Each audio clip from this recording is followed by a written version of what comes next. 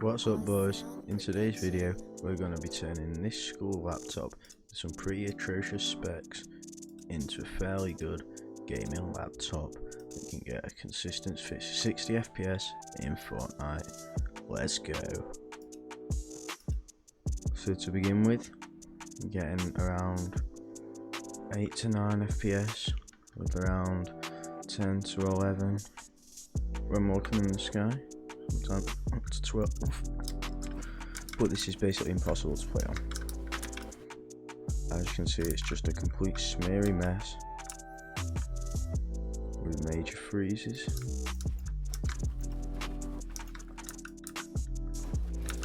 So without further ado, let's go and optimize this laptop and I'll show you how I'm doing it all in the way.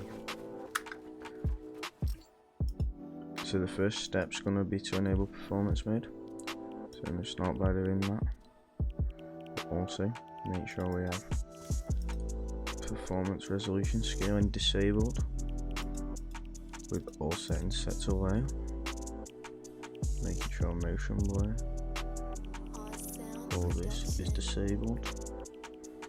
We're set to our native resolution. Restart the game, and while we're doing that, we're also going to be disabling our startup apps to try and make the game perform a little bit better.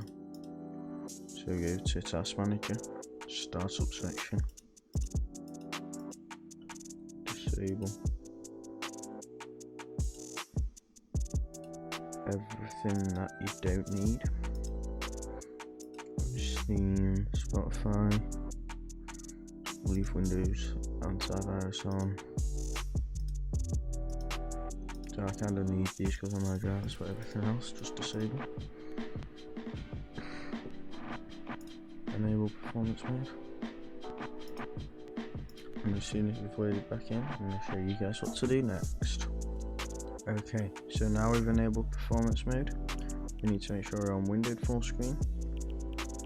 VSync off, set to low meshes with show FPS enabled. To boost FPS, we also need to make sure that replays are disabled, video highlights are off, peripheral lighting disabled, report performance stats is disabled. We need to turn the HUD to around 90%. Off, cumulative off. Also, turn licensed audio off. Turn preferred channel to game.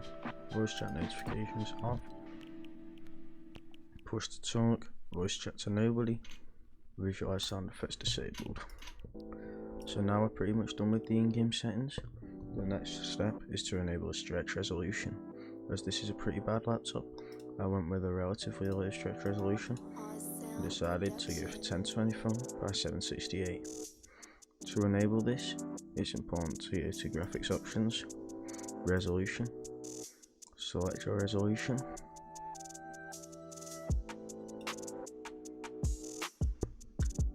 enter Fortnite, and restart it.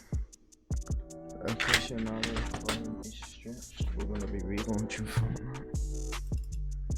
However, while that's happening, on to the next step. All we need to do is we need to head here and type power plan, edit power plan, open this,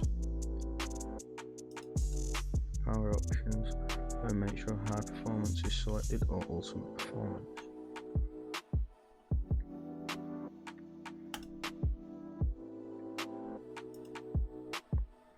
Next, we need to make sure in our Windows tray any potentially FPS reducing apps are closed, such as Steam or any spare drivers you guys may have. And then in the system settings,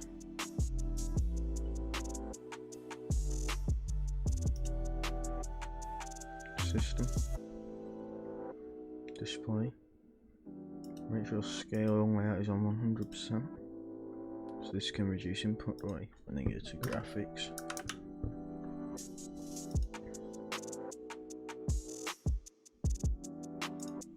Here choose desktop app, browse.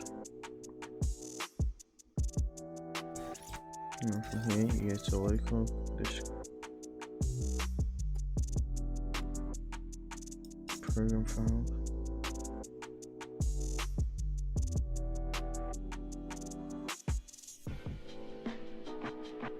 And then you have to find Fortnite game.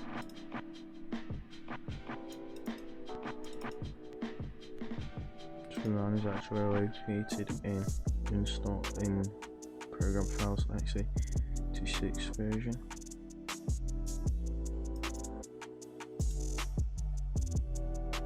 Epic Games.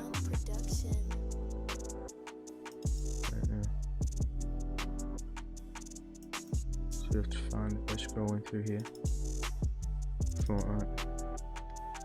Fortnite game. Binaries. 164. From here, find this top one. This is the Fortnite launcher. Just add. Options. And select high performance. Okay, so for the second source step, you want to go to personalization. Colors. Dark. And scroll down. Disable this. No, enable this. Make sure transparency effects disabled. Make sure all these are disabled. Minimize task manager, then open your game. Okay, so now for the last step, what you guys want to do is you want to go back to your in-game settings, and you see the stretch resolution is actually here. And then to get good FPS, what you want to do is you want to set this to around 71%. Which should be enough as we picked a relatively low stretch resolution. So next what you want to do is go into a game and see which FPS we get. Let's go. Okay, so overall, as you can see, this has vastly helped our FPS as I can now get up to 90 FPS. So when I'm looking at the sky.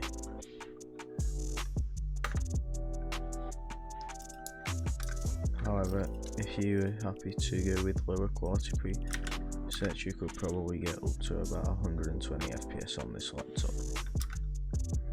So if we run at around 67%,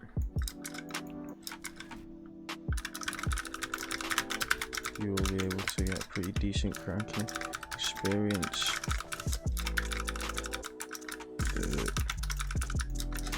Though it is very delayed and stuttery compared to a normal laptop.